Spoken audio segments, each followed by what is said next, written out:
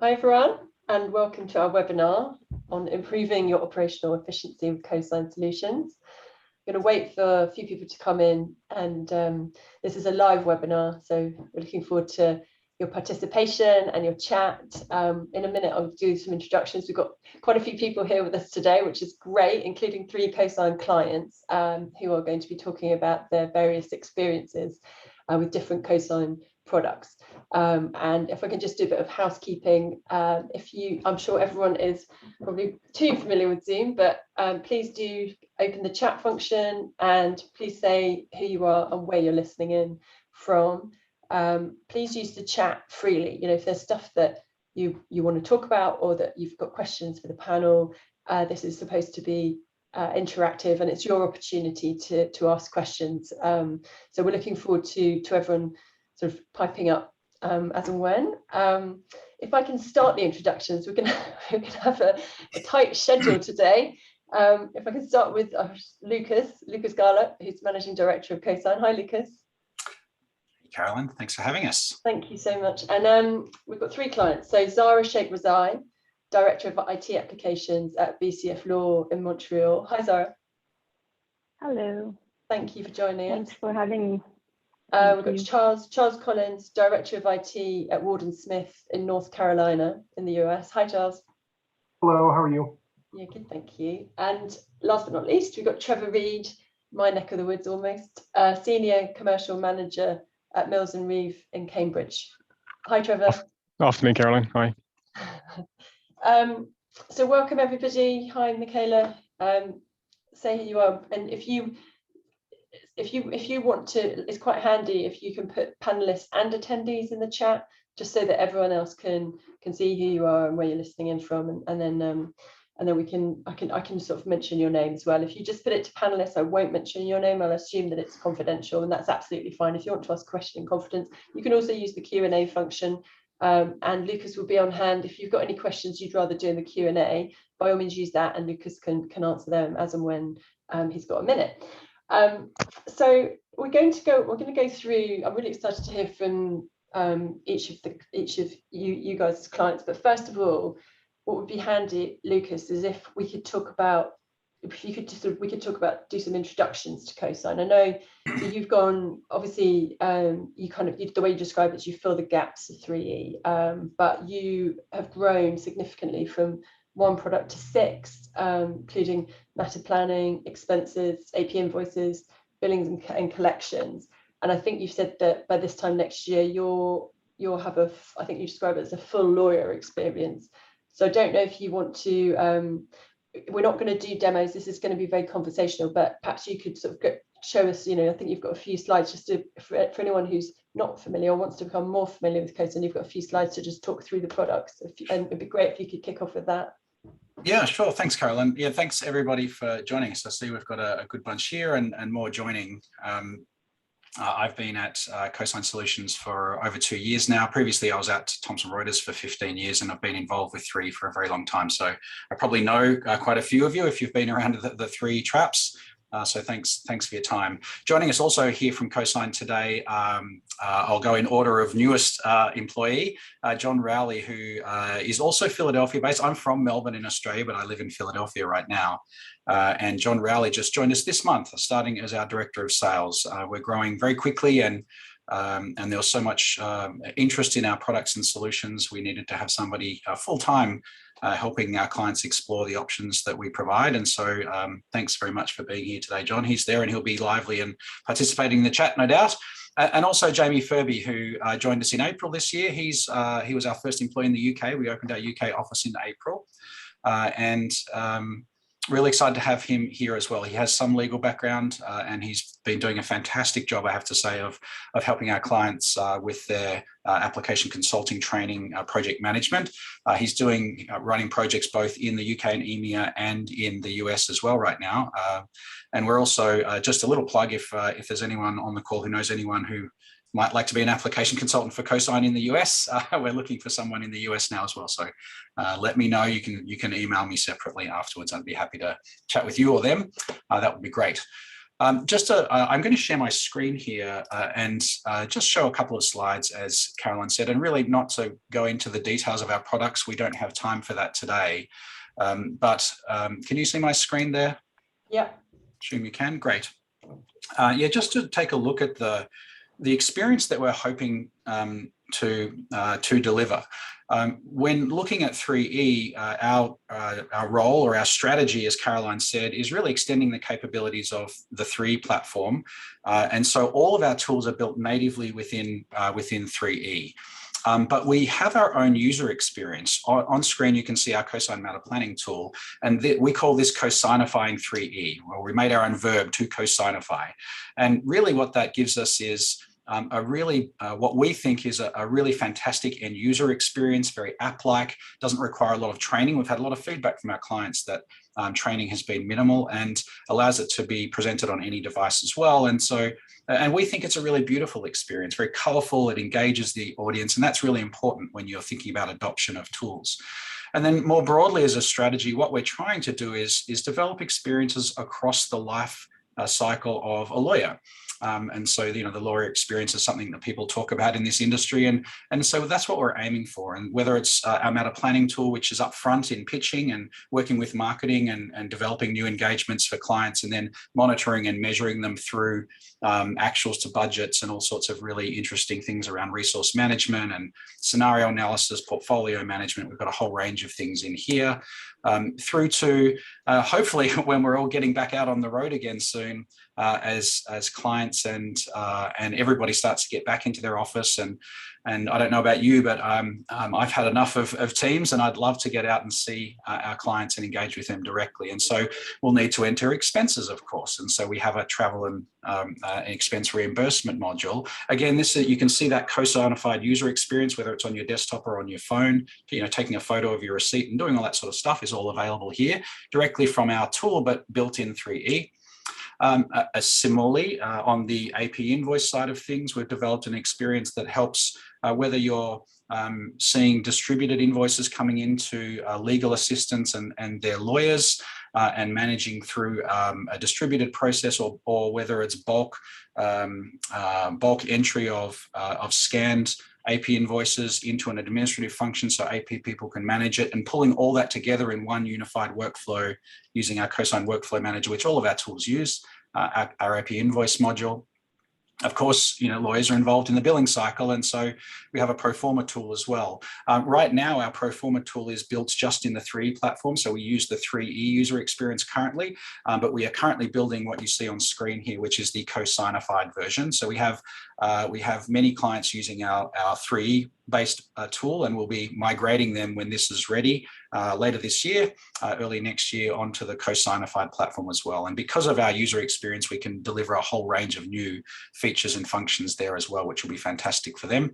And same for our Cosine Statement Manager, where right now the product is just in 3E, and we have many clients using that tool as well. In fact, we just had a new client this week join us in Canada. I'm not sure I can say their name, but Zara, you will know who they are.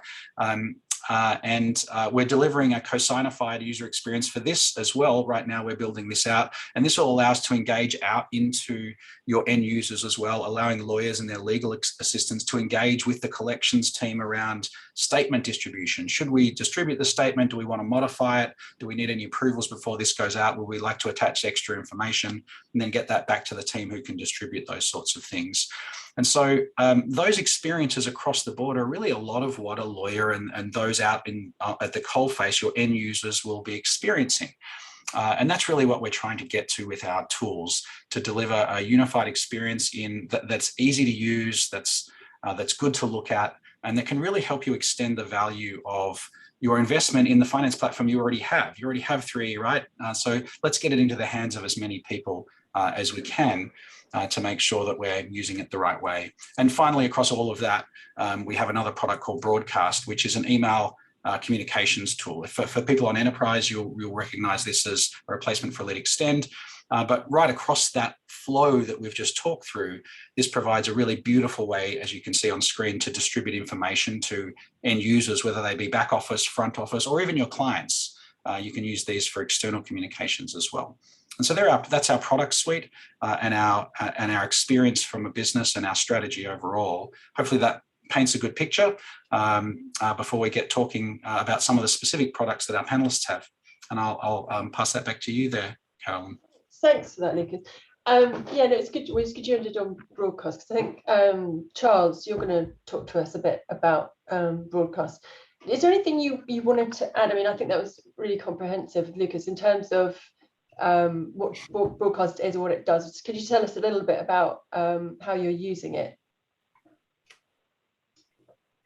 Yeah, so I mean, for us with broadcast, it's very much like Lucas said. We were in the middle of implementing 3E. We had been an elite enterprise user for a number of years and had relied very heavily on Extend. Our plan was to shift into 3E and leverage their Notify platform. And we very quickly realized that Notify didn't necessarily give us the same flexibility and control that we had when we were with Extend.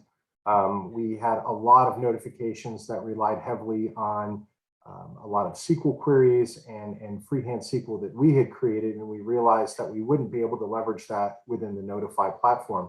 So when we identified broadcast as a potential solution for us, I think it maybe took Lucas all of 5 to 10 minutes to convince us that that was the best path moving forward for us. We immediately saw the benefit and immediately moved forward with it. And it is basically 3E's version of Extend, or Cosine's version of Extend for 3E. We were very quickly able to pivot and replicate what we had in enterprise within our 3E environment in a matter of days. And it's something that now that we've gone live, we've been live since May with 3E, we have relied on it heavily. And it has been the most reliable and issue-free piece of 3E that we've had to deal with since we went live. So can't say enough good things about it. It's definitely been something that our attorneys and our internal back office staff rely on heavily. I'll just tell a bit of a story here too. The first after training, so we installed on a Monday, I think had training on a Thursday for Charles, and Charles was emailing Justin Bortnicker, who's our Director of Development. I think he might be on the call here. Hello, Justin. Sorry, I didn't mention Justin. He's been with us some time now. But Charles was emailing us on the weekend saying, wow, this thing's great, and showing us some of the broadcasts and really getting into developing in the tool. And we were genuinely excited about that, Charles. So thank you. That is a great endorsement. So this was in May, you said. I always like to ask people about ROI and sort of how it compares before and after, but I think you've actually just described it really perfectly. Like, I guess sort of pain-free is the ROI in this case. It is, and it was, and like Lucas said, I mean, it was very easy to pick up and run with, right? So, I mean, the training was fantastic. But I mean, it's very intuitive. The interface is perfect. And one thing that I like about it from an IT perspective is that a lot of these broadcasts, once we create some of the framework, our finance staff can kind of take them and run with them. So they can create their own broadcasts. They don't necessarily have to rely on IT as much as they did when we were with enterprise. So that takes some of the burden off of us and allows them a little bit more flexibility to kind of create things on their own and manage the environment without much IT involvement. Okay. If anyone has a question for Charles, please do jump in. But I'm going to ask you all. I want to do a poll because I want to get some feedback from people listening in, and it is related. Our first poll is related to broadcast. So if we could have the poll, and we'll just wait a minute I'll read it out for the benefit of anybody listening on the recording, but you'll be able to see it. So we've got quite a few options. So what's your biggest challenge with email notifications in 3E? Standard notifications in 3E are limited. Formatting options restrict our capacity to appropriately brand our communications. Specialized technical resources are required to build custom notifications. What the heck? That's supposed to be SQL. We used to use extend, and now we're lost without it. Nothing. We love stock 3E notifications. They're awesome. Or 1, 2, and 3 above. We can't vote. Yeah, why can't I vote, Caroline? I was trying to click the button. Lucas, you can't vote. You can't vote. But could when you're listening in, and this might be a bit of a talking point as well. If you're listening in, can you vote, and then we'll give it a minute to see what the results are. I want to vote for what the heck is OQL, because it's the Yeah. worst language in the world when you try to do anything in it. Yeah, and the challenge was found with clients too is that most firms just don't have a technical resource that knows OQL. You know, everyone knows SQL, but OQL is 3's sort of specialized coding language. It's a .NET type-ish language, but it has its own nuances and its own requirements. And unless you're in it every day, you're not going to be an expert in it. And that's really one of the challenges with the custom 3E solutions, that you have to build in that language. And that's why it seems that SQL approach has been so attractive to people. Yeah. Charles, what were Charles, you? No, it's okay. You go. Yeah, Charles, it'd be interesting, I think, just to hear about what you were doing prior, because I know you'd already started down the path of rebuilding your extend notifications. Perhaps you could talk a bit about that. Yeah. So when we realized that that we wouldn't be able to replicate a lot of those notifications within 3E, we had gone down the path of looking at leveraging SQL reports, so SSRS, so that we could continue to leverage the same SQL statements we used in extend, only pointing to 3E this time. And we were looking at scheduling and running some SQL reports for these notifications in conjunction with an automation platform that we have in our environment to kind of facilitate those notifications. Obviously that puts all the onus on IT to manage and create those, but at the same time, there were a lot of features that we were struggling with how best to replicate within those environments that we could do previously with extend. For example, only notifying one time for a matter. So for example, if we have a matter that we've received the retainer for, we have a notification for that, our SQL query would constantly return the same matter over and over again and fire off notifications for that. So not being able to limit those notifications to one time only, being able to dynamically distribute those, created some hurdles and some challenges for us that we just, as we were nearing our go live, we just didn't want to have to really focus on those. And so obviously when we learned the functionality and the features and the capabilities of broadcast, we realized that was going to allow us to eliminate the need to create those SQL reports and use that automation engine to try to replicate what we once had in enterprise. Thanks for that, Charles. So, and Zara, welcome. Thank you. You're going to talk to us about AP Invoice. So I think just to recap, obviously, so it's a rules engine. I think to be honest with you, Lucas, it's really handy you describing the product before. But so tell me about what BCF used before and when you selected AP Invoice. Yes, so And BCF welcome.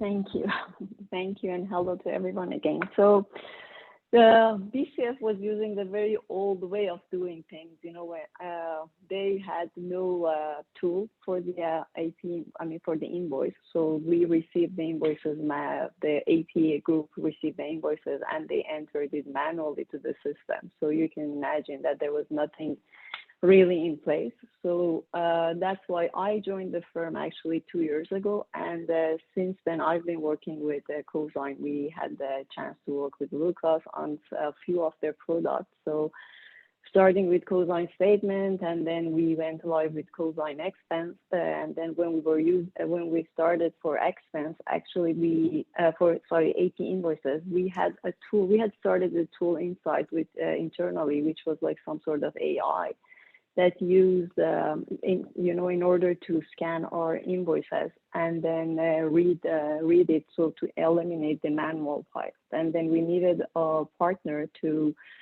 add this to a lead site. And, you know, having worked with the Cosine people, and, you know, they were pretty friendly, and they were, you know, they had helped us very much with all other products. So we approached them and we worked together. And to be honest to you, it's been a big success. You know, I'm on the IT side, so I didn't know, you know, I just helped them to put the product in place. But then I called one of our AP clerks yesterday to have some more information about how it is going. And I can confirm that it's been a success, you know.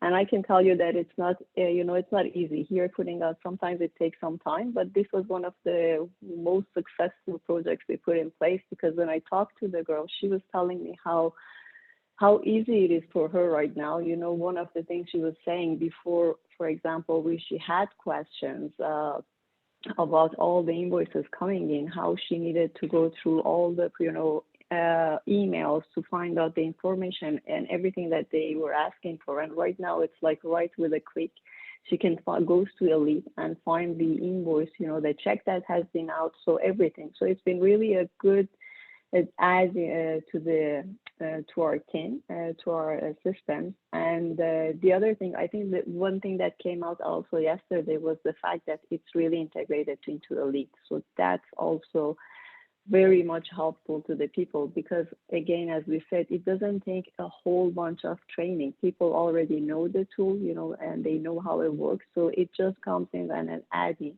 So right now they receive the emails for the with the invoices. They just click and drag it into the AP invoice. And again, the AP invoice, you know, interface is a very user-friendly interface. Honestly, again, we didn't need like a big bunch of, you know, training to our team. They already use it for expense, so it went quite easily. So they just put it in, and then the rest is really easy. So what I can confirm is that they confirmed to me yesterday that they have gained a lot of efficiency and, you know, a lot of time using the system. I suppose I'm putting you on the spot. Is it possible to quantify the time saving, or yeah. Is it in terms of the ROI? Is it possible to measure it in terms of the time saving? I can't put like exactly how much time it's, but I can tell you that it's, you know, probably, you know, we were, again, I don't know, you know, I'm not in finance. I can't tell you exactly how many hours they gained, but I think for sure it's been much more easier for them to get back, you know, to be on time for the entering the information, because before I'm sure we had a lot of delay in entering the information, getting to check. So right now I know at least if that's the way that they have saved. You know, I can't put a timeline on that, but I can tell you that it's much more efficient. You know, the whole process is much more efficient. And I know that Cosine say, you know, that it gives you full visibility of the AP invoice from inception to payment. I suppose that's one of the big advantages. Yeah, exactly. And that's, you know, from the beginning to the end. And again, as you said, you have a good view of the whole process. I think that's what's really important to our team, because they can, you know, right away answer to the internal clients. And then again, you know, the risk of error is much less than what it was before. And, you know, the timeline to get to pay people and pay the vendors and get the check out is much faster than what it used to be. Yeah, and I can, from being involved in that implementation too, the BCF have a range of fairly sophisticated rules and processes that they follow, and their 3 deployment has been configured for their business, and so there are lots of places where we needed to accommodate the particular nuances of their 3 implementation. We're able to do so, which was fantastic, and some of the work there was also already done. BCF also have our expense module and several others as well, so we're thankful for them as clients. But yeah, we were excited for this particular project because AP Invoice is one of our newer modules, obviously. So it was great to partner with you guys. And it's interesting, people keep coming back. Sorry, Zoe, you go. Sorry. No, I agree. And as Lucas said, you know, we have a very everything has been set up for, I mean, there is some rules specifically to DCF because of the business. And honestly, Cosine has been very helpful because we've been working even on the expense side. I think, Lucas, you remember we had some headaches, but then we've always found out solutions, and and even for the expense right now, we have some, improvements coming in, and my understanding is by the end of this month we will have some of them. So that's also one of the, I think, benefits of working with Cosine. At least for us, it's been very, very helpful. Yeah, brilliant. And it keeps coming back to this native integration with 3E, which I know you talk a lot about, and I know that's going to be something that when we come on to talk about meta planning as well, will come up. Trevor. Or Trevor, I didn't mean to leave you to last. So this is, so you're working with matter planning, which for me, I think is, no offense, but I think for me, this is personally one of the most interesting. It's, and again, it comes back to native integration with 3E. My understanding, and Trevor, I'm going to come on to ask you whether this is your experience, but people talk about having a good user experience. Obviously, it's got real-time 3E data. Discuss when did you select the matter planning? How long ago was it? Lucas is going to be gutted by this. We didn't actually select it. It came bundled with 3E when we did the deal for 3E. Okay. Because we did a very complex RFP based on replacing what we already had, and we did a strategic decision when we came to replace our previous PMS that we would buy over build, because we had a whole load of customizations we built ourselves and added into it, all of which did the job for us, but it took our development team more than half their time just looking after it, basically keeping it all working. So the requirements went out to all the main PMS vendors, and TRE came back and they said, we've got this great estimating tool which is very similar to the one we already had, which we built ourselves. It comes from these people that are very good, and you can have it for a price which was fine. And because we were doing so much at the same time in such a short time frame, we said, yep, fine, away we go. And didn't really give it a great deal of attention, to be brutally honest. And then deployed it when we went live with 3E, and we deployed 7 big things all at the same time, and did a Windows 10 upgrade and Office 16 at the same time, and all of that kind of stuff. That must have been fun. Great weekend that was. And it landed really well with the users because it was very similar to what we had before, but it's very easy to use. And as you say, it kind of ties into 3E seamlessly. And we didn't really give it a great deal of a push because we were too busy getting people doing the important stuff like billing and all that kind of stuff. And then over time, and we've had it in 2 years now, over time, people have kind of seen it's there. We're giving it a bit more of a push now because we have a strategic aim to improve our client experience. And the one thing that all law firms get negative client feedback on is billing and costing. Generally, we know that, and it's helping us with that. And it's really starting to fly in the business now. I actually got to the point where we've brought some more people in from the finance team and trained them up to help specific business units use it in the way they want, be it around templates and phases and tasks that they need and all that kind of stuff. We use it in 2 quite different ways. One, we use it as part of our matter inception. So you open a new file, you open a new matter, you need to get an estimate on the file, and it's embedded into our file opening process, which is in Mattersphere, so it embeds into Mattersphere quite nicely. And we use it for that, and we've got a whole load of stock notifications that come off the back of it, whereby when your WIP reaches a certain percentage of the estimate and all that kind of stuff, the matter manager gets notified and the matter partner gets notified, just to keep people honest on their costs as they're going along and give them the opportunity to renegotiate with the client if they need to. The other way we're using it, which is actually landing really well, Lucas, you'll be delighted about this, is we use it as a more of a prospective tool to help us win work. And Lucas and his team have helped us generate a really nice document, a really nice fee proposal document. And if you've got the opportunity to win some work, we put together with relatively little input, to be brutally frank, from fee earners or EAs that are using it. And it's not finance that are doing it, it's one who pushed out to the business. Generate a really nice Word document, all branded up, specific to the circumstances that the problem we're trying to solve for people. And that's landing really, really well in the business. And that's probably what's driving the greater level of adoption of the tool, rather than just fee earners being signed up to be told that their got too much time on the file. So what goes into that document that you're sending out to clients? I don't want to underplay what Lucas and his team have done, because it's a great document and it's actually probably the most complex bit of kit we've got in the whole business.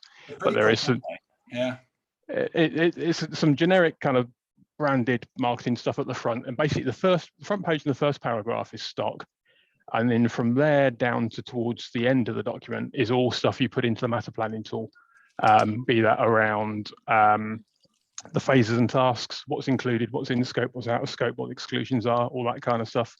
Fees, whether it's fixed fee, a fee range. It pulls in the rates, live from 3E for the people working on the job. It pulls in some photos from Active Directory of the people. It brings in mini bios for them, contact details, all that kind of stuff. So it's not perfect, but it gets you 95% of the way there on a document that can go out to the prospective client with very little effort. It's a kind of, we're pitching it at those kind of jobs where you don't need to get the big marketing team involved for a full tender response and all that kind of stuff. But it's probably a bit more than just sending an email, and it's landing, and it's a 3 or 4 page Word document, can be longer than that if the job's a bit more complex. And it's flying off the shelves. It's really good.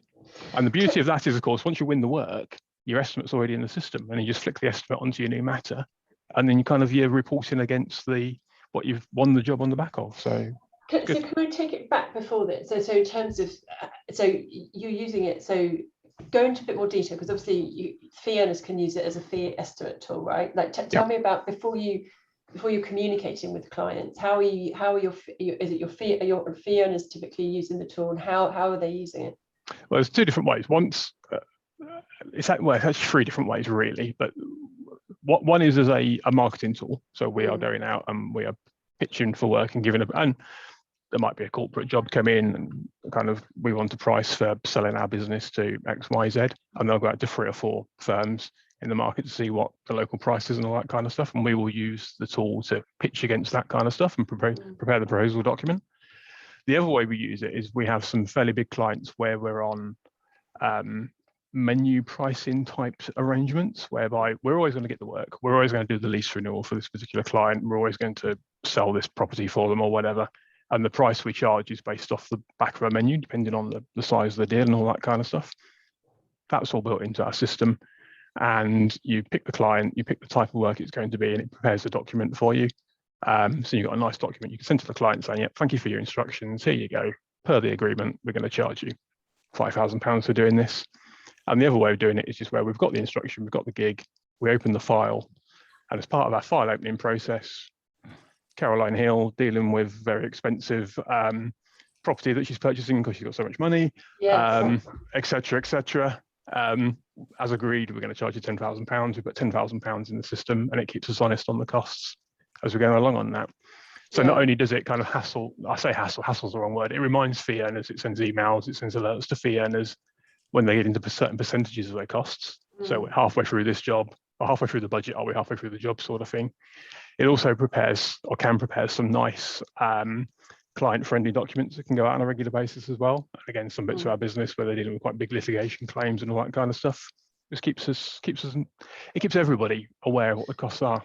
And in terms of, because one of the things that firms are incredibly bad at, no offense to anyone here, but is actually working out the costs, isn't it? Oh, actually, I get told off for mixing up cost and price, but so so this it will help you in terms of, obviously, if you're doing a lot of fixed fee work, getting the or for whatever work you're doing, getting pricing it correctly is a real challenge, isn't it? And then obviously you get those kind of conversations with a client where you go over budget. And in my experience, it's done. Is it helping with that? Is it helping to come up with accurate, where you don't then bust through your budget? And can you tell us a little bit more about how it's doing that? Yeah. So one thing we're not short of is data. So we've transferred 6 years of data into 3E, and obviously a couple of years since we've been live. So the system will look back for a particular piece of work, particular work type, and say, over the last X number of jobs that you've done, this is how they've panned out. This is what it actually cost. Not what you told the client it was going to be, not what you charged the client, but what it actually cost. And that gives you a pretty good starting point for what you should be looking at adding on to kind of come up with your price going forwards. That's kind of data we've always had access to, but not really had a nice way of surfacing it to the user, to the fee earners and all that kind of stuff. Some of our user base loves that. I think it's fantastic, best thing ever. Some of them hate it. Don't like to be told they've lost money on every job they've done for the last 12 months. I'm profitable. I know I'm profitable. Yeah. Yes. So the numbers are wrong. Because I like to work out what it costs by doing this. Yeah, exactly. Well, exactly. Now we've gone paperless. I can't weigh the files like they used to decide what the price is. But yeah, it's just providing the fee earners with the tools basically and the information, and it's for them to make their pricing decisions. I mean, we've alongside what we've done with the rollout of the tool and free more widely, we've trained people quite a lot on pricing and the approach to pricing and different techniques we can use and various bits and pieces, which is all paying off. So I know you're going to ask the ROI question, because you always do. Don't want to be predictable.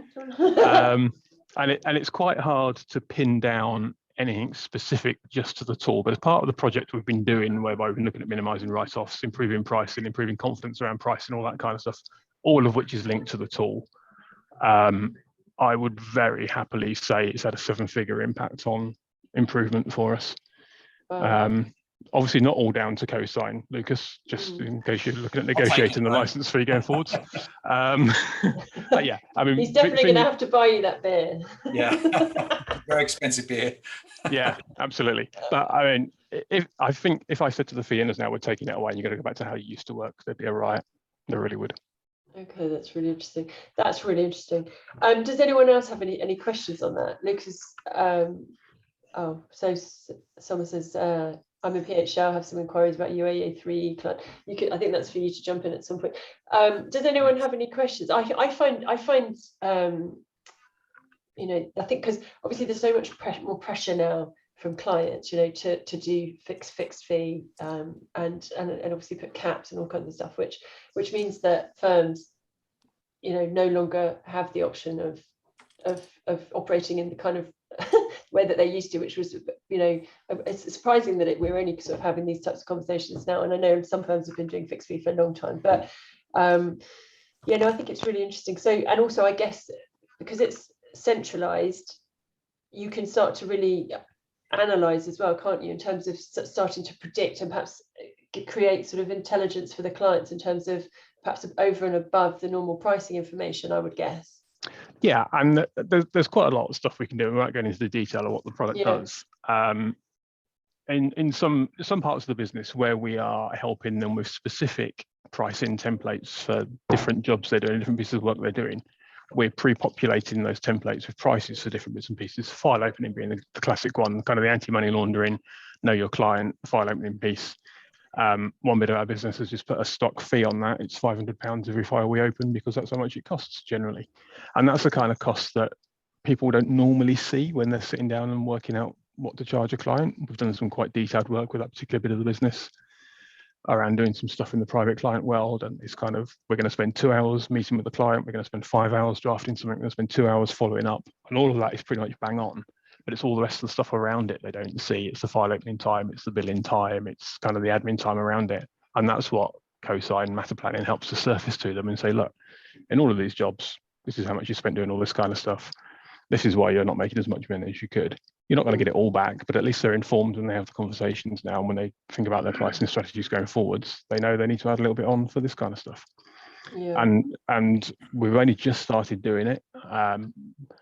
But where we've specifically shown on the fee proposal document a file opening charge, if you like, a file opening cost, we've had no pushback on it. I think people just accept that kind of stuff is part of the cost of doing the work, and you need to do it. So we've been very, very upfront about it. There you go, it's there. We're going to charge it. Yeah, I think part of what the benefit you see there as well, and Trevor, please feel free to comment here. We've had so many conversations with firms where they had a pricing tool and they've had limited adoption, but ultimately what's happened is because a lot of those things you talked about there, fee estimate and file opening fee and some of the other disbursement type things, because we're integrated in, we're not really integrated, we are built inside 3E. The tool just natively has access to all that data and it's all live and it's all the actual 3E data, rates, billing amounts, everything. And so the data matches the rest of the lawyer's experience in terms of the data they're consuming from other reporting. And that's really important, because if those numbers don't add up or are different, people start to question which data is wrong, and they'll typically fall back on the tool that's not their finance system and say, well, this data is wrong, I can't trust it. And adoption suffers as a result. And so some of that, we just accept it is because they know that this data is just the 3E data. And that we've seen that in a number of clients where that's been a very positive aspect of their project. Yeah, and as we get more complex as law firms, there's more and more data sloshing around. We know that, and we have a lot of data moving between systems, generally overnight, be that into data warehouses and all that kind of stuff. The beauty of Cosine is you look at it and you know the data you're looking at is as bang up to date as it can be, because it is, as you say, it's the 3E data. And you don't need to think, actually, is this time complete? Is it all in here? Has everyone posted their time and has it all synced across overnight? You just hit the refresh button and it all comes in. So it's good in that respect.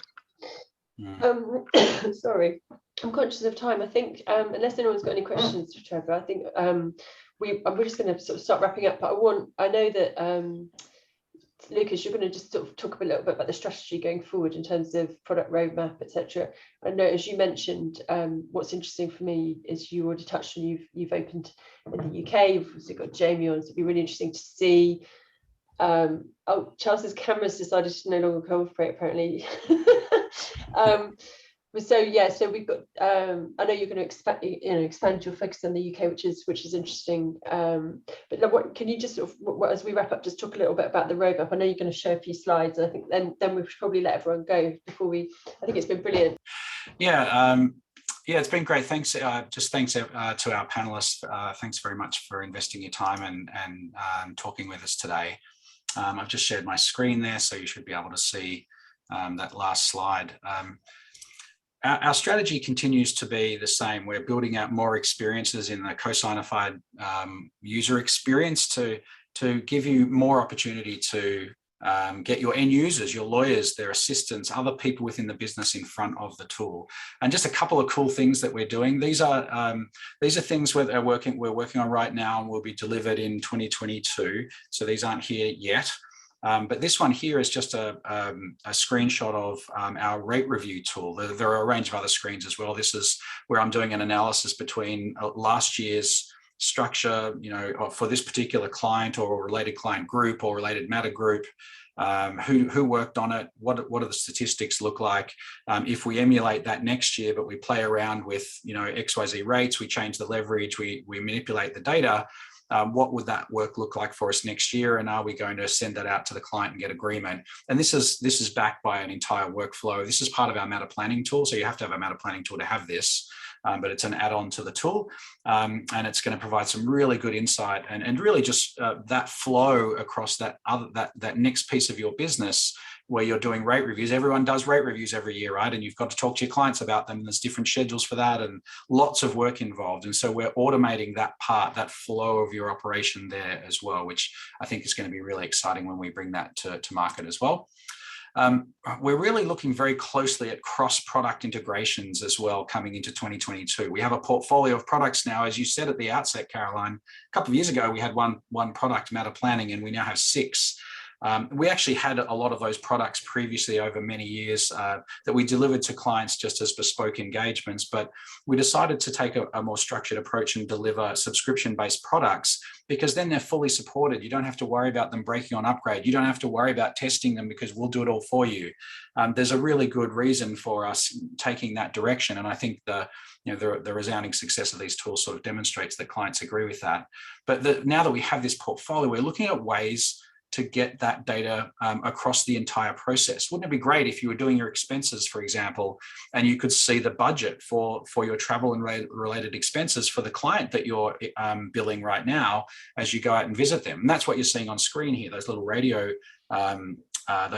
progress bars are actually the budget from Cosine Matter Planning exposed in real time as I'm entering my expense for this matter that I'm going to bill back to my client. So, I think I'm going to get my Uber I'm not going to get my Uber XL, I should say, when I'm heading to the airport this time. I've got to pay attention to my budget. This integration is actually here today. We already have this, and our clients are getting the benefit of that. But we're thinking about other things as well. What about bringing data about the expenses on matters or the AP invoices out there into the Proforma cycle, so that as I'm doing my billing, I can look out beyond voucher, because until something gets into a voucher, I won't be able to see it on my Proforma. What if I could see that there was an expense sitting out in draft in someone's expense product, or maybe there's an AP invoice that's awaiting approval from the CFO. Give people tools to prod the CFO and say, hey, I need you to approve that voucher or that AP invoice so I can get it into voucher, get it onto my Proforma. And of course, that comes down into the collection side of things as well. There's a whole range of opportunities with the products we have for cross-platform integration. We're going to be focusing on that next year and delivering, so that, you know, the whole is greater than the sum of its parts, right? That's really the story there. It's true in so many things, and we're going to make it true as clients invest in more and more of our modules. And we are seeing that too. We have clients now with 3, 4 plus of our modules. They implement one and see the value in it and move forward and start to implement more, which is really exciting for us as well. It's a real validation for us and our developers who work so hard on this stuff. You know, hats off to them. They really do most of the heavy lifting. We're sort of sitting up at the front of all this and have the fun bits of presenting it and showing it, but really our development team are the nuts and bolts of our business, and they do a fantastic job of delivering onto client requirements. We really build for the client, for the end user first, and then go backwards to our developers and say, hey guys, you have to make it work like this, because this is the experience that people need. And that's really challenging, but it's the right approach for development. It's how we do it. Of course, we have a range of products now. They all have workflow. They all use the Cosine Workflow Manager, by the way. We have our own version of 3E Workflow. It is 3E Workflow, but we've built our own. It does parallel and sequential workflow and all sorts of really great capabilities in terms of configuring your approval matrix. And so we realized, gosh, we need to bring that all together. And so we'll be delivering a Cosine Workflow inbox in 2022 as well. So you can get all of your Cosine workflows in one place and take action on them directly or open them up individually. And you see this little Easter egg, if everyone knows what an Easter egg is here as well. Trust check and write-off requests there too. This workflow engine that we have, actually we've had for years, and it's been deployed through dozens and dozens of firms to do, you know, discrete back office workflows like trust, like write-off, like matter close. And so we're going to be productizing those and bringing them into the Cosine experience, so that if you've got one of our tools and you have the Cosine Workflow Manager, you can invest in a very cost-effective, just a new workflow. You pay the license fee and you have it, and you have a really great way to bring people into that new workflow without having to worry about, you know, involving IT to configure the workflow, for example. It's all application consultant level configuration, whole range of benefits there. And last on the list for today, our Cosine Conversations integration. This is going to be really cool. This is a platform integration for Cosine, so all of our products will benefit from this. We're introducing chat into our tool. So with it, whatever transaction you're talking about, whether it's a matter plan, an expense report, an AP invoice, a Proforma, you'll have a chat that goes along with that transaction and sticks with it for its lifetime. And you can invite people into the chat, collaborate. That's really what this is about, on that transaction, and have a history of all of that discussion going forward. So you can always look back and see what happened. That's going to be really cool as well. This is in development right now. The 3 components of this are already built actually, and we're getting onto the user experience side of things. That's how we do things. We build in 3 first, and then we co-signify, as we say. So this is going to be a big one too. Really excited about that. We're also thinking about Microsoft Teams integration here too. I'd be interested to hear anyone's thoughts or comments in the chat on that. We realized that, and actually this came, Caroline, from one of your previous webinars with Keith Lippman from Prosperaware. That was a really good session. And we started thinking about Teams and how lots of people are using that tool, and thinking, well, you know, chat's obviously important. We were bringing it to our tool anyway, but what if we could integrate this into a team channel for a client as well? So the chat would go across our platform and also into Teams. So thinking about that too, that's going to be lots of fun when we get that out there early next year. That sounds like a great idea. I think Teams is so everyone's now focusing on Teams, aren't they? And I think one of the things you don't want to do is try to compete with Teams right now. I think that's probably so. If you can sort of work with it and integrate it, I think that's it seems to be, that'd be a great idea. Yeah, exactly. And that was the point, right? People are using that, so let's leverage it, but make it available within our products as well. Yeah, no, I think that's a great idea. Thank you so much, everyone. Thank you. It's brilliant to have clients on board and to hear your experiences. I think it makes a really big difference, hearing it from the coalface. And I prefer these kinds of chats, with not too demo heavy, but more sort of conversational. So I'm really grateful for you taking the time to come and chat about the products and about Cosine and kind of share your experiences. I know we're all really busy, particularly now everyone's getting back to the office, which is where Trevor is now. So yeah. Thank you all, and thank you, Lucas, and let's follow up. Obviously this is going to be a big year for you, so let's follow up and see how it's all coming together in a few months. And thanks everyone for listening in. Thanks everybody. Thanks. All right. Cheers all. Cheers. Thank Bye. you. Bye. Cheers.